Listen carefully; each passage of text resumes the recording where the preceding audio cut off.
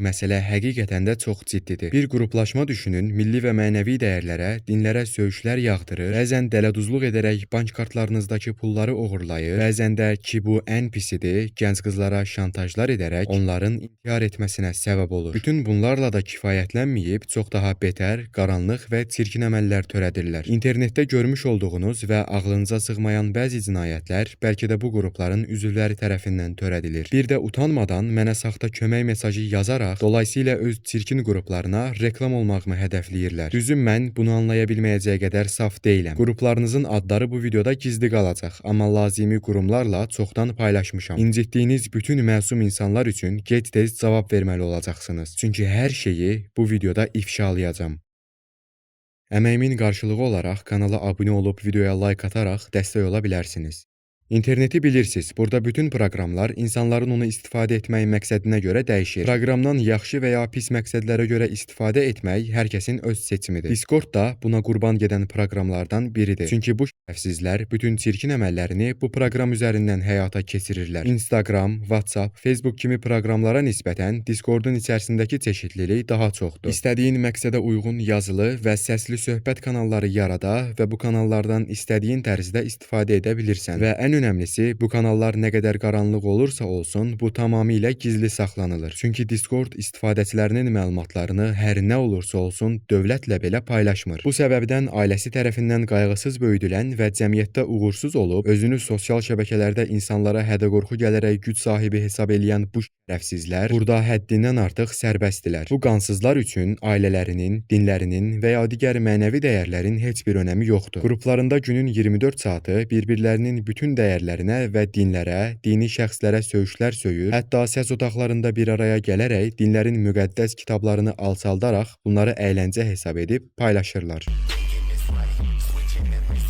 Bir uşağın bütün bunları edəcək qədər kütbeyin olması, bu kimi əməllər törətməsi sadəcə ailəsi tərəfindən düzgün tərbiyə olunmamasından irəli gəlir. Sonra da bu uşaqlar zamanla cəmiyyətə təhlükə yaradan cinayətkarlara çevrilir. Çünki bu qrupların bir sistemi daha var. İnsanlara nə qədər çox zərər versən, bu qruplarda rolun, yəni vəzifən bir o qədər yüksəldilir. Hətta bu əməllərini qruplarının müəyyən kanallarında paylaşaraq öz aralarında təriflər də toplayırlar.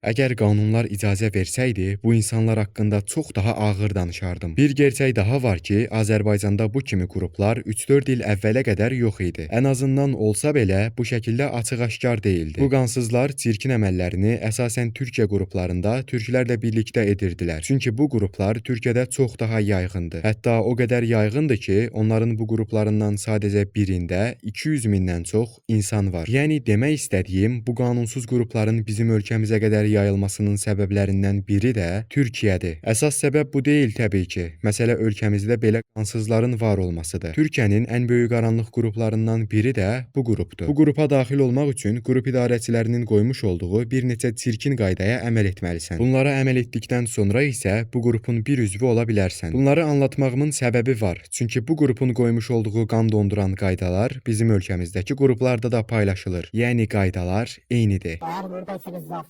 Lan. Ananız, babanız, dedeniz, nineniz, hiçbir şeyiniz olmayacak lan, aileniz olmayacak lan, vatansız, milletsiz insanlar olacaksınız lan, sen bayrağınız olmayacak lan, dininiz olmayacak lan, hiçbir şeyler göstermeyeceksiniz lan, dininiz olmayacak lan, Allah'ınız olmayacak lan, peygamberiniz olmayacak lan, hiçbir şey sayı göstermeyeceksiniz lan. Vay şərəfsizlər, sırf diqqət çəkmək üçün bu qədər də qansızlıq olmaz. Bəlkə də elədiklərinizin ciddiyyətinin fərqində deyilsiniz, amma bunların cəzasını çəkəcək yaşdasınız. Amma bunlarla da bitmir. Bu qansızların çox daha qaranlıq və çirkin əməlləri var. Bunlardan biri də məsum insanlara, gənc qızlara şantaj etməkdir. Hətta bəzən bu şantajın sonu intiharla belə bitir.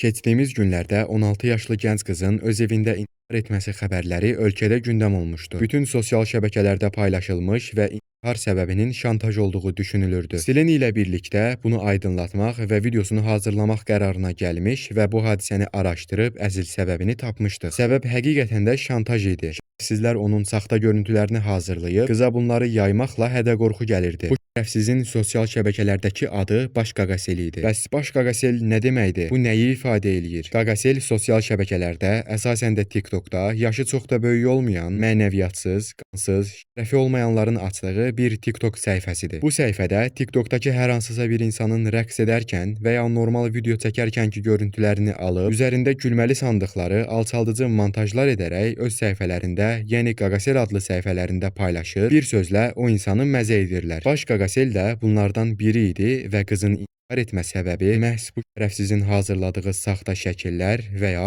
videolar idi. Bəzən edam cəzasının şərt olduğunu düşünürəm, çünki belə insanların cəzası sadəcə bir neçə il həbs olmalı deyil. Bəs sizcə Baş Qaqasel kim idi? Bəli, bu Discord qruplarının bir üzvü. Bizim şahid olduğumuz hadisələrdən sadəcə biri. Gənc qızların həyatına səbəb olacaq dərəcədə şərəf yoxsunu olanlardan sadəcə biri. Kim bilir, bu qruplarda gizli qalan və üstü açılmayan hələ neçə qansızlıqlar edənlər var. Neçə gözü yaşlı qalan və bu şərəfsizlər tərəfindən şantaj edilən gənc qızlar. Bunu bildim. Mənəviyyatınız, qeyrətiniz, şərəfiniz yoxdur. Heç olmasa məntiqiniz olsun. Bu elədiklərinizin nə vaxta qədər gizli qalacağını düşünürdünüz. Şantaj elədiyiniz məsum insanların, bəziləri üçün müqəddəs olan dinləri alçaltmağınızın, insanları tələyə salaraq oğurladığınız bank kartlarının, bütün bunların nə vaxta qədər üstü örtülü qalacağını düşünürdünüz. Üzürlü sayın, amma mən əlimdən gəldiyi qədər buna icazə verməyəcəm. Mən bunların gördükləri bütün bu qanunsuzluqları qruplarında özlərinin paylaşdıqları görüntülər sayəsində öyrəndim. Bəlkə də paylaşmadıqları hələ neçə qaranlıq əməlləri var. Gec-tez hər biriniz bütün bunlara görə cavab verməli olacaqsınız. Təbii ki, bunlardan biri də oğurladığınız bank kartları üçün olacaq. Hələ utanmadan bunları qruplarında da paylaşırlar.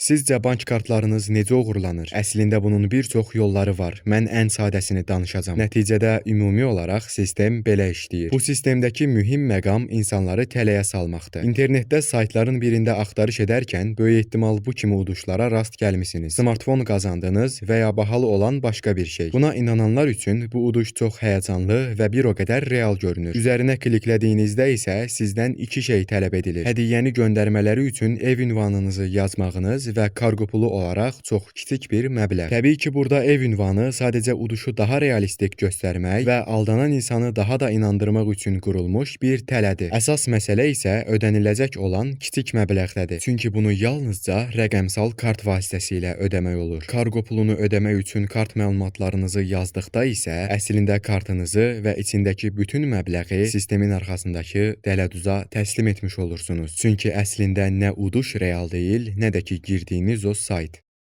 Qısacası 7/24 dinə və mənəvi dəyərlərə söyüşlər söyən, insanları tələyə salaraq bank kartlarındakı pulları oğurlayan və ən önəmlisi məsum insanların həyatını qaraldan bu qansızlar gec-tez cəzalarını çəkəcəklər. Dəyərli izləyicilər, əgər bu videodakı iyrəncliklərdən ən az birinə məruz qalmısınızsa, Discord üzərindən mənimlə əlaqə saxlayın. Bu kimi hadisələrə çalışın səssiz qalmayın. Susduqca əzilməyə məhkum olduğumuz bir dünyada yaşayırıq. Danışacaqlarım bu qədər idi. Gələcək videolarda görüşmək ümidi ilə hələlik.